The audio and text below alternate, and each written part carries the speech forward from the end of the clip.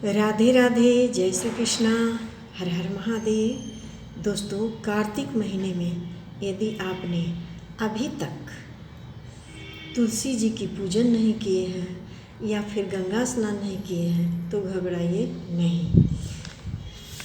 भीष्म पंचक कथा यदि आप सुन लेते हैं और सुनने के बाद उसके अनुसार आप स्नान करते हैं तो आपको एक महीने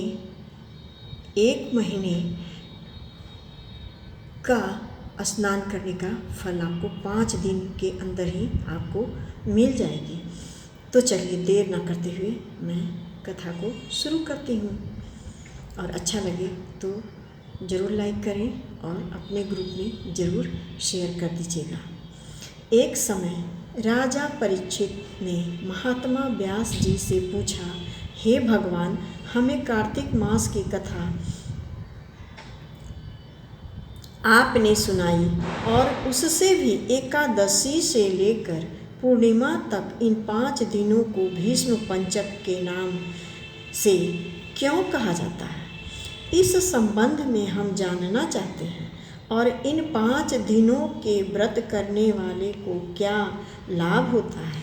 महात्मा व्यास जी ने कहा, हे परीक्षित, सुनो। कुछ समय पहले काशीपुरी में बहुत ही निर्धन सोमेश्वर नाम का एक ब्राह्मण रहता था। उसका शरीर बहुत ही कमज़ोर था, परंतु वह भगवान विष्णु का भक्त था।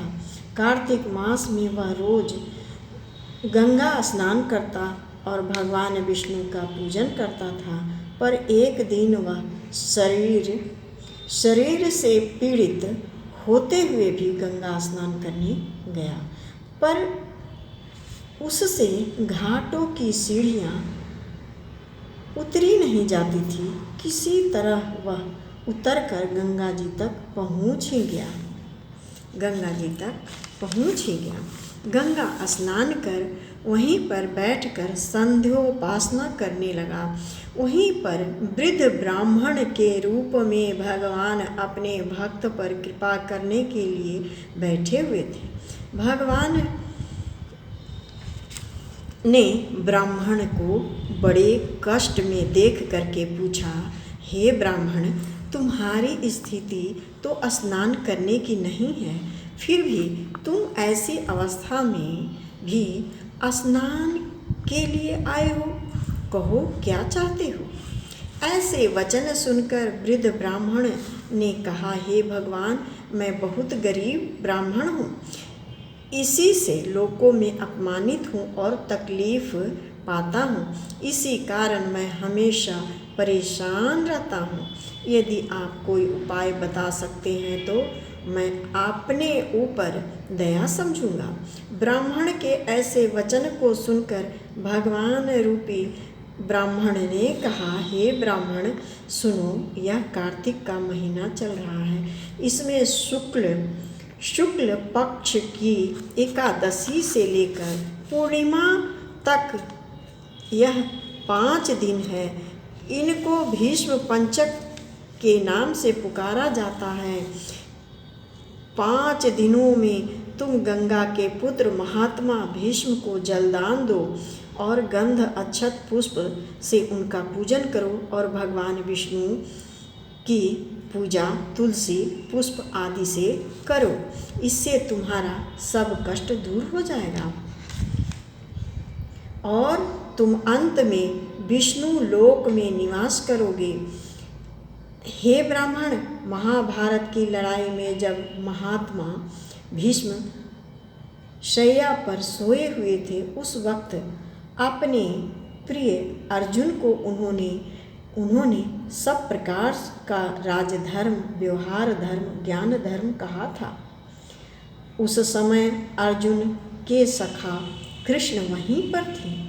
जब भीष्म से कृष्ण ने कहा कि हे पितामह, जो मनुष्य कार्तिक मास के शुक्ल पक्ष की एकादशी से लेकर पूर्णिमा तक तुम्हारे नाम से जल देगा और आपकी पूजा करेगा, वह पूजा मैं स्वीकार करूँगा और उसके सब कष्ट दूर करूँगा। अतः हे ब्राह्मण, तू इस भीष्म पंचक में महात्मा भीष्म का पूजन कर। इसके करने से सब कष्ट दूर हो जाएंगे। उसके बाद ब्राह्मण ने भीष्म पंचक व्रत किया और सब दुखों से उसे छुटकारा मिल गया और सुख को प्राप्त करता हुआ अंत में विष्णु लोक में गया। इसीलिए कार्तिक मास में महात्मा भीष्म का व्रत करना चाहिए। इससे सर्व आनंद होगा और अंत में मोक्ष प्राप्त होगा। तो आप घबराएं नहीं। इन 5 दिनों में भीष्म पितामह के नाम से आप जल दीजिए, आपका सब कुछ अच्छा हो। हे माँ तुलसी कृपा करो, हे विष्णु भगवान कृपा कीजिए। दोस्तों, आज 10वीं है और कल से एकादशी शुरू हो रही है, तो आप लोग मायूस ना हो, भगवान को मनाइए और भगवान आपको सुखी रखें। वीडियो कैसी लगी कमेंट करें और ज़्यादा से ज़्यादा ज़रूर आप लोग शेयर कीजिएगा।